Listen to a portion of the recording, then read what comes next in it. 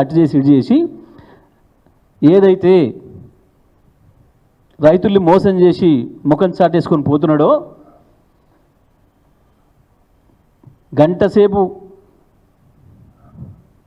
ఉపన్యాసాలు దుబ్బే ముఖ్యమంత్రి 2 ముక్కలలో చెప్పి ముఖం చాటేసుకొని పోయిండో దాని మీద చర్చ జరుగుతుంది. దాని మీద రైతాంగం తిరుగుబాటు చేస్తూ ఉన్నారు. సిద్ధమైన ఒకవైపు గ్రామాలలో నిరసన తెలియజేస్తున్నారు. ఎక్కడ నలుగురు కలిసినా రైతు అదే చర్చ చేసుకుంటున్నారు. అది పొలాల కాడనైనా ఊర్లనైనా రసబండల కాడనైనా ఇంకో కాడనైనా ఆ చర్చ నుంచి పక్కదారి పట్టించడానికే ఈ చిల్లర ప్రయత్నం. తెలంగాణ రైతు సోదరులకి తెలంగాణ ప్రజలందరూ విజ్ఞప్తి చేస్తున్నా, దీని కొరకు తప్ప ఇంకొకటి కాదు.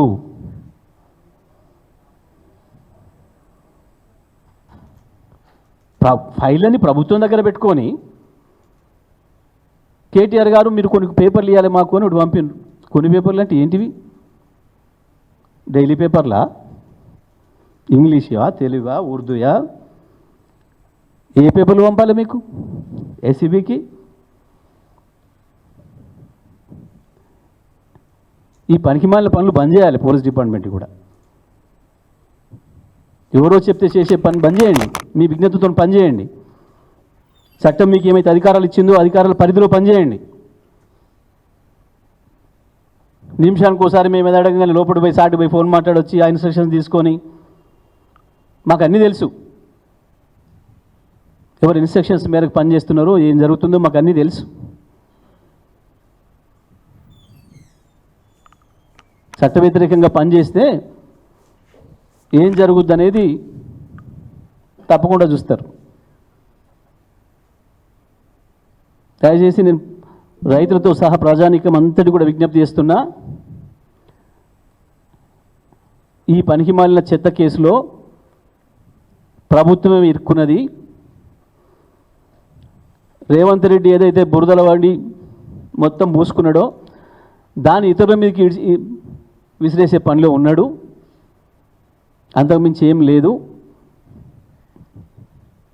ఇవాళ నేను మా మిత్రులందరూ కూడా విజ్ఞప్తి చేస్తున్నా, ఈ పనికి మాలిన లీకేజీతో వచ్చిన చర్చ అనేది దీంట్లో ఏమీ లేదు. అది ఉత్తమ ముచ్చట. బాండ్స్, ఎలక్ట్రల్ బాండ్స్ అనేవి తప్పకుండా చట్టం ప్రకారమే తీసుకున్నాయి. ఆ కంపెనీ అన్ని పార్టీలకు ఇచ్చింది. కాంగ్రెస్ కూడా 25 కోట్లు ఇచ్చినట్టు మాకు కూడా సమాచారం ఉంది. బీజేపీకి 30-40 బీజేపీకి ఇచ్చింది, 25 కాంగ్రెస్కి ఇచ్చింది, మాకు కొన్ని ఇచ్చింది, తెలుగుదేశంకి ఇచ్చింది, వైఎస్ఆర్కి ఇచ్చింది, ఇంకా వేరే పార్టీలకు కూడా ఇచ్చింది. ఇది ఒకటే కాదు, ఇట్లా చాలా కంపెనీలు చాలా పార్టీలకు ఇచ్చినాయి. అది చట్టమే చేసింది కేంద్రం సాఫ్గా. ఇందులో ఏం దాపరికాలు లేవు, వేరే లేవు. ఇది చర్చనే కాదు. ఇయ్యాలేందో కొత్తగా ఏజెంట్ 007 రేవంత్ రెడ్డి కనిపెట్టింది ఏం కాదు.